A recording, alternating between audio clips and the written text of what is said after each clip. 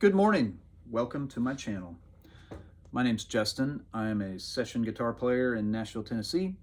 That means that I sit for long periods of time with a guitar on my lap, playing parts on people's songs.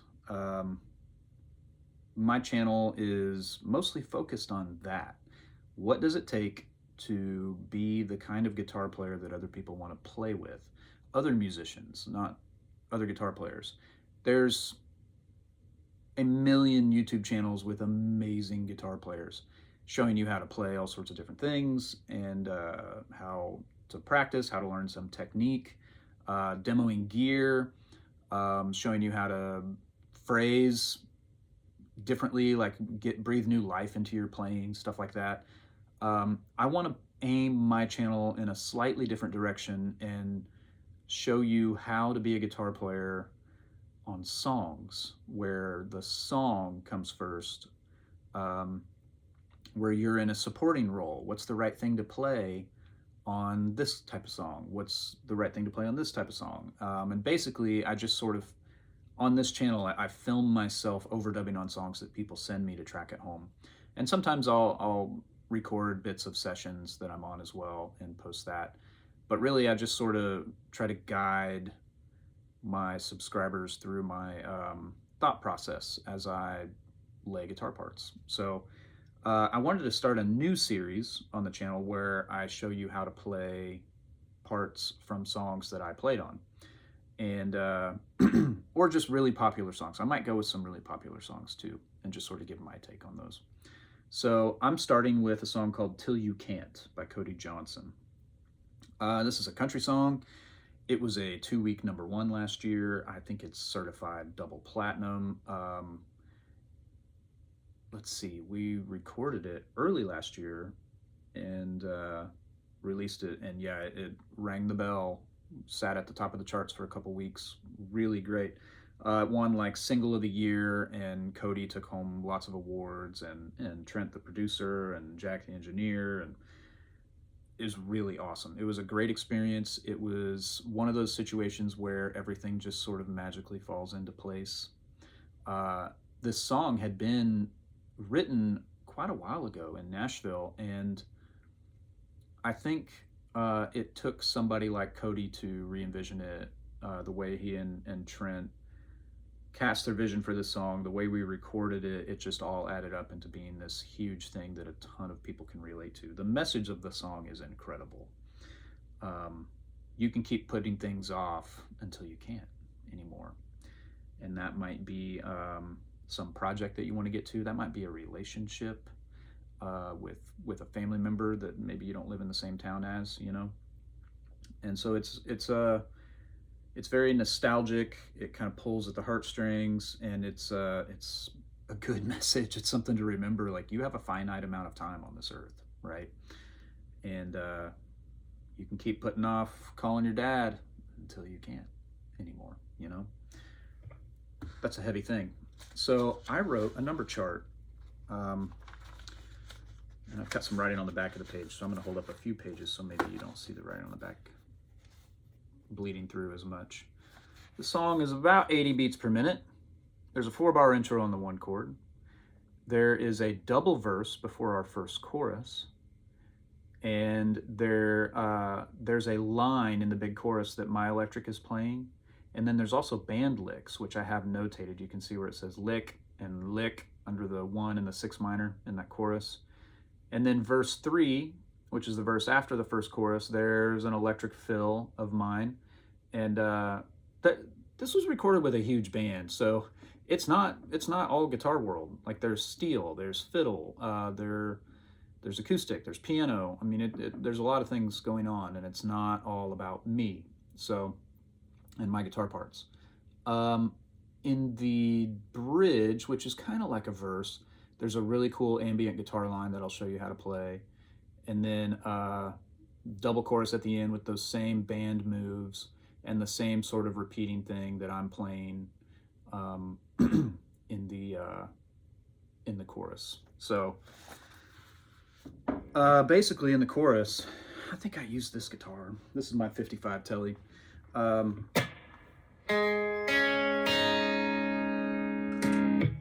little bit of gain here, and there's a little bit of space, maybe not that much. Had some verb. Here's going into the first chorus. I just recorded a basic rhythm guitar track, and it has the moves that I'm talking about in the chorus, which if you look for this video, you'll hear what I'm talking about. You'll hear those moves in the chorus if you're trying to figure out what those notes are. Here we go. Let me do a little bit of pre-roll.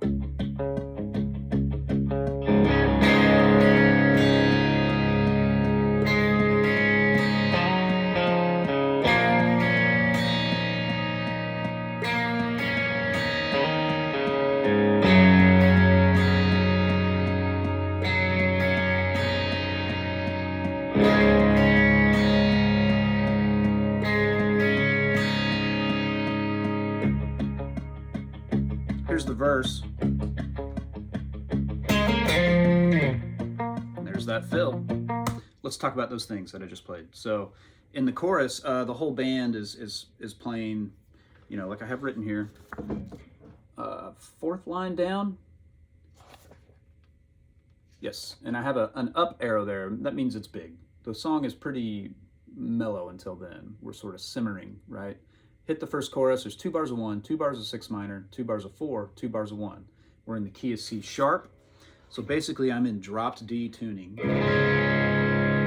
a half step down, okay? So my 1 chord is just this big open drop D shape. And then 6 minor would be a B minor, but we're a half step down, so it's B flat minor or A sharp minor.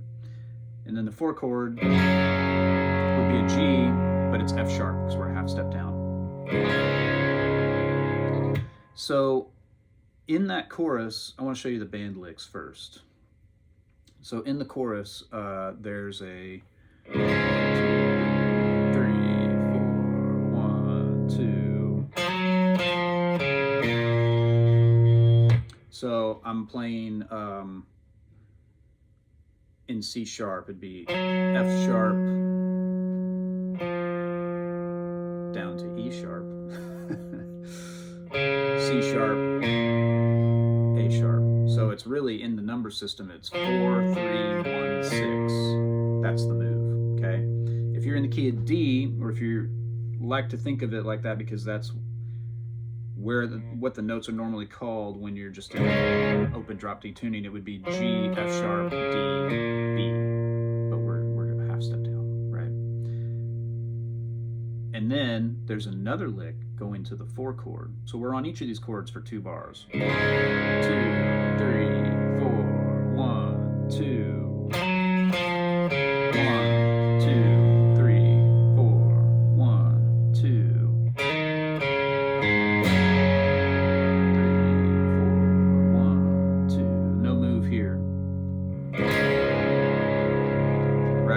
So the first lick is 4, 3, 1, 6. The second lick is 2, 1, 5.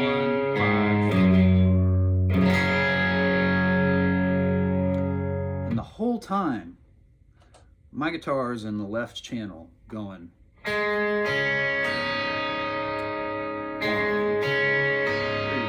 4. So basically I'm playing A, D, E, but again we're a half step down, so you can think of it as A flat, D flat, E flat, and then when we get to the 6 minor, I change just the first note. I'll play the chorus one more time.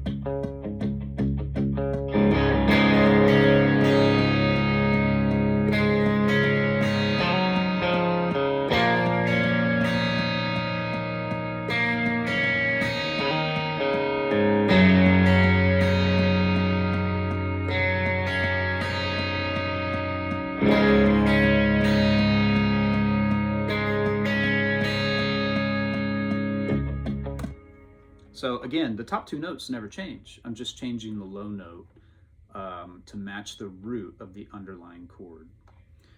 well, the first chord I'm playing the 5, and then I go to the 6 over the 6 minor, and I go to the 4 over the 4 minor. So my shape goes from, and this is one of those Nashville triplets.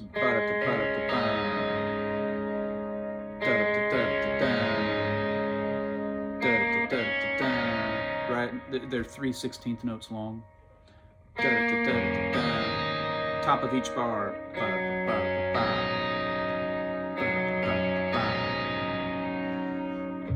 That's the whole chorus line. And I think in the first chorus, I actually do a move between the 6 minor and the 4.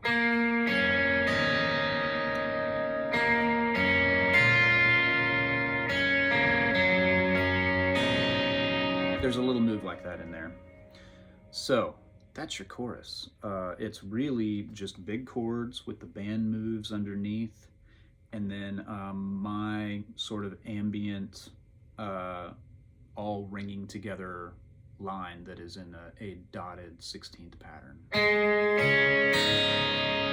That whole thing.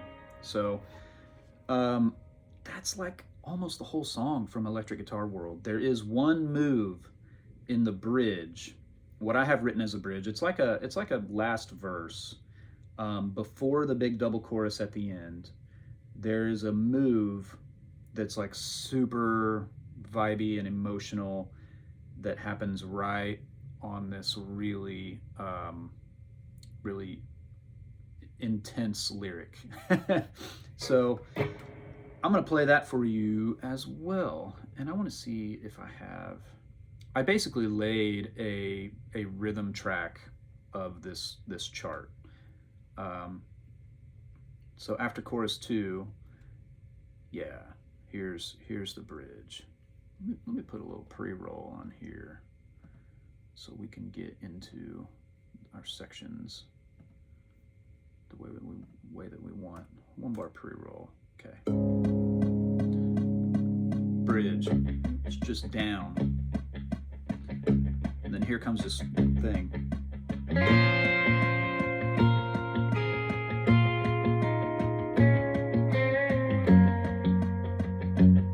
It's just that one moment.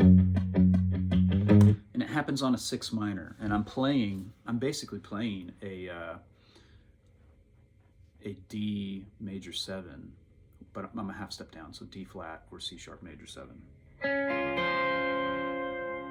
3 notes, the 1, the 3, and the 7. Well, a major 7 chord is 1, 3, 5, 7, so I'm just not playing the 5, right? And then there's a descending line that gets us all the way down to the 4 chord. I'm gonna play it one more time, and it's really simple. It's basically, aside from this color note, it's basically, it's the pentatonic thing that everybody knows and loves. It's that box that all of us spent years flogging away in and flailing our fingers in and just going nuts on, you know. So one more time. Top of the bridge, or down verse, whatever you want to call it.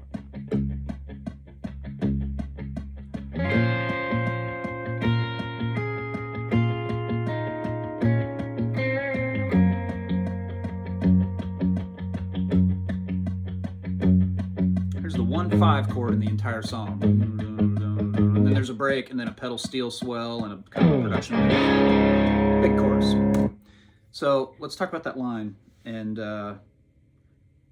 what makes it sound correct. If you were just to play those notes, it might not be quite correct sounding. What I'm doing is leaving my index finger barring across the 7th fret for the entire thing, so I'm getting as many of those notes to ring out together as possible. So it is a single note line, but I'm trying to leave strings that I struck and moved on from ringing. So it's on the 6 minor, it's 1, 2, 3, 4, 1, 2, 3, and that lands on the 4 chord. One more time, because I actually just missed a note in the middle of it. 1, 2, 3, 4, 1, 2, 3, 4. And then I just land on the one note, which is a 6, which is the 3rd of the 4 chord. So there's a little bit of music theory going on here. I'm speaking in numbers because that's the world I live in. By the way, if you want to screenshot this, you are welcome to, and then take it and make a PDF out of it if you want. Then you have your own number chart for Till You Can't. Great song. That's really all the parts. The most interesting and emotional thing that happens from the electric is that line. Now, if I were to just play them like that, just single notes, then that's not what I did. What I did was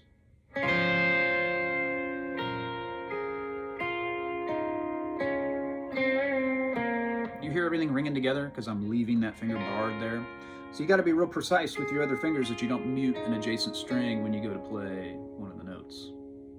So there you go. That's Till You Can't by Cody Johnson. That's the all the electric stuff. Actually, there is something in the intro where I'm sort of foreshadowing the chorus part.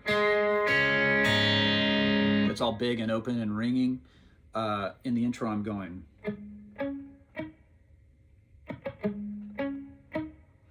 And then I will lay out. I lay out in the first verse and then bring it back in the second verse. So let's go from the top with my rhythm guitar track, and I'll play all my stuff top to bottom. I'll try to catch everything that I did as I hear it go by on the chart. And there are some like solo-y kinds of things in the outro, but they're just so far back in the mix. There's like some, I don't know, some big...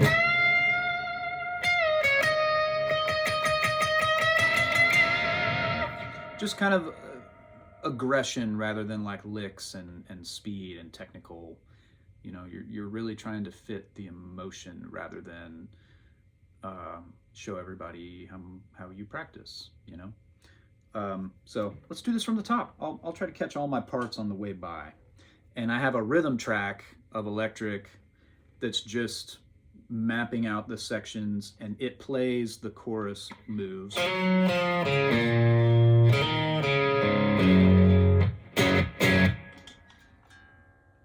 should tune.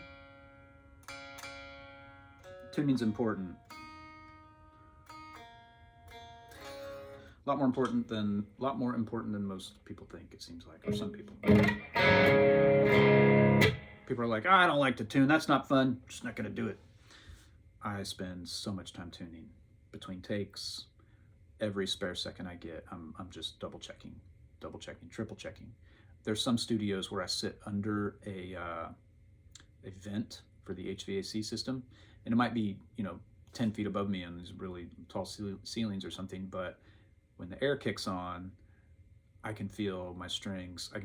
When I feel the slightest breeze of cool air, I know my guitar is going to go slightly sharp. And when you record, everything's under a microscope, so it's really important to just check your tuning. So here we go. Anyway.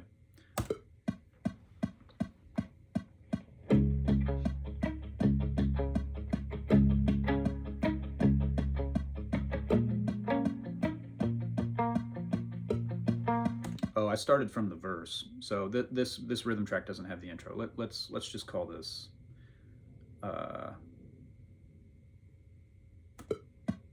maybe there's a short intro.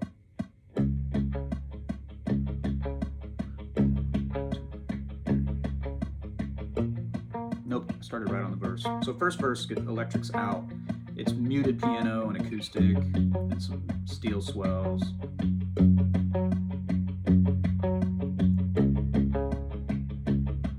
Verse 2, 2, 3, 4. That's the rhythm of it.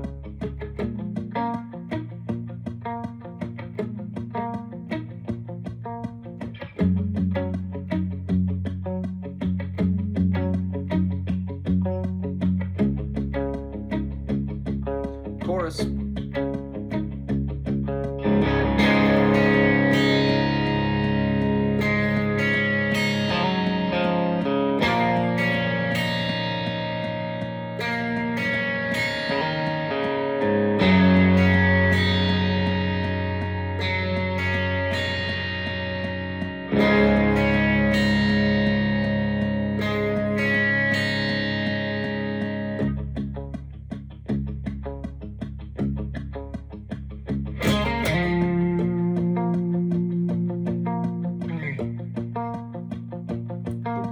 verse guitar fill in the whole song.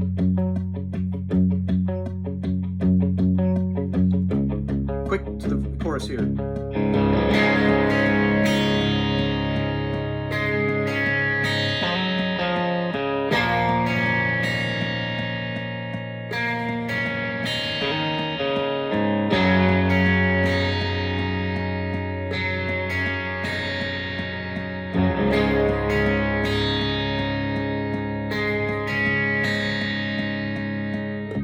Here's that down bridge, and here comes that really vibey line.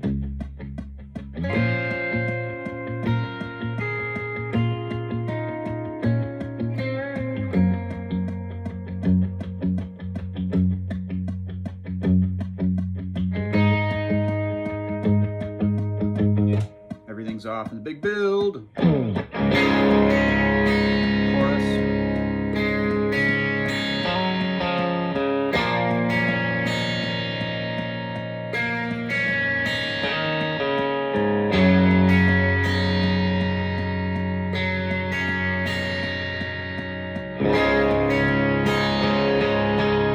Everything's off, stab, back in.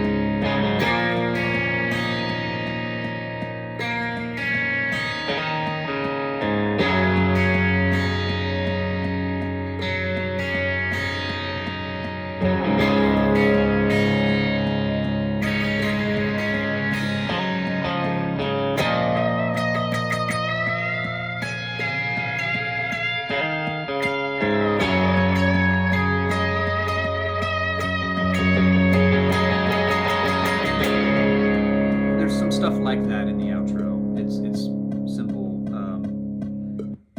There's not a defined thing. It was very off the cuff and in the moment, and it all sits behind the vocal. I guess the one thing I didn't explain was the fill in the verse after chorus 1. All I'm doing is it's like 5, 6, 3, but I sort of hammer on. It's like a ghost note slur into the 3.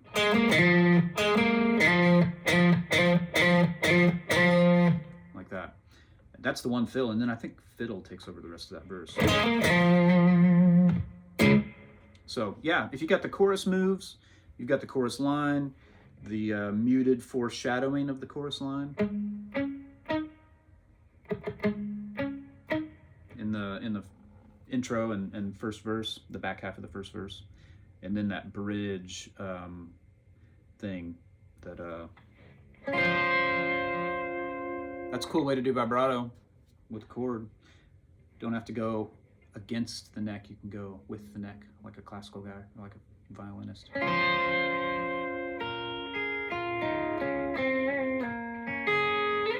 Anyway, thanks for watching. See ya.